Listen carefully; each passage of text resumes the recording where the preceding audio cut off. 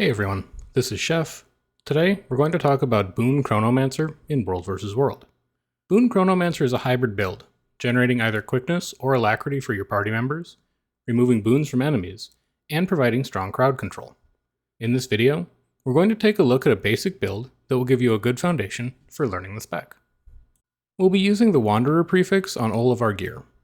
Wanderer provides enough concentration to get close to 100% boon uptime, while still giving you considerable defense through vitality and toughness, and a bit of extra power to contribute to your overall damage. For runes, you can use any combination that gets you 25% total boon duration. Herald is a defensively oriented option, while Fireworks is an offensively oriented option. For our weapons, we'll use Greatsword and Sword Focus. Greatsword and Sword Focus have 2 skills that generate clones, and 2 skills that generate phantasms across both of them, while Focus also has access to a pole, and Sword has access to an auto-attack chain that removes boons. On each of our weapons, we'll use a Sigil of Concentration and a Sigil of Energy. And finally, for our Relic slot, Chronomancer has a good deal of flexibility, as there's no single option that's a consensus best choice. Always ask your guild or squad what their preference is, otherwise, Relic of the Sunless is a relatively safe choice to make your gravity wells that little bit more difficult to escape from. For utility skills, we use Signet of the Ether, Phantasmal Disenchanter, Null Field, and Gravity Well. Signet of the Ether provides passive healing whenever you summon an illusion, and a larger heal when activated, along with reducing the recharge on any of your Phantasm skills.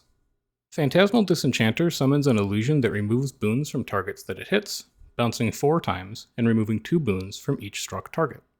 Null Field is a ground-targeted skill that removes a boon from enemies each pulse, and Gravity Well is a hard crowd control ability that pulls and knocks down enemies across multiple pulses.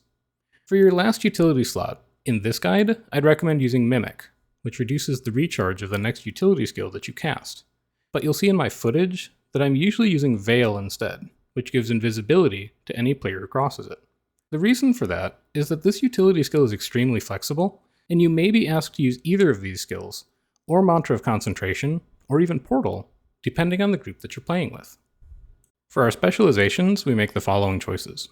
Starting in Domination, our minor traits generate vulnerability when we stun, daze, and interrupt foes, as well as increase our spike damage for each stack of vulnerability. In our major traits, Bountiful Blades improves our Greatsword skills, adding an additional Phantasm summon to Greatsword 4. Shattered Concentration adds boon removal to all of our shatters, our profession skills, and Vicious Expression removes boons whenever we apply any form of crowd control to an enemy, such as with Gravity Well, Greatsword 5, or Shatter 3. In Illusions, our minor traits improve our Shatter 2 skill, improve our outgoing damage overall, and reduce the recharge on our shatters, increasing the number of boons that we can remove. In our major traits, we gain an additional charge of our Shatter 1, and we improve our shatters overall with Master of Fragmentation. Most importantly, this increases the target cap of Shatter 3, and extends the duration of Shatter 5. With Escape Artist, we provide 5 seconds of distortion to our Phantasms, ensuring that they live long enough to complete their attack chains, as well as help target cap enemy skills, reducing the amount of damage that players in your squad take overall. Finally, in Chronomancer, we gain some alacrity generation from our shatters, and we improve our movement ability in our minor traits. Our major traits apply slow when we disable a foe, improve the effectiveness of alacrity that we receive, both from ourselves and from others in our party.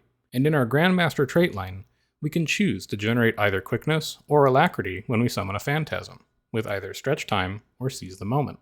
With proactive use of your skills that generate Phantasms, and frequent use of your shatters, Chronomancer should be able to provide either quickness or alacrity for its entire party, all of the time.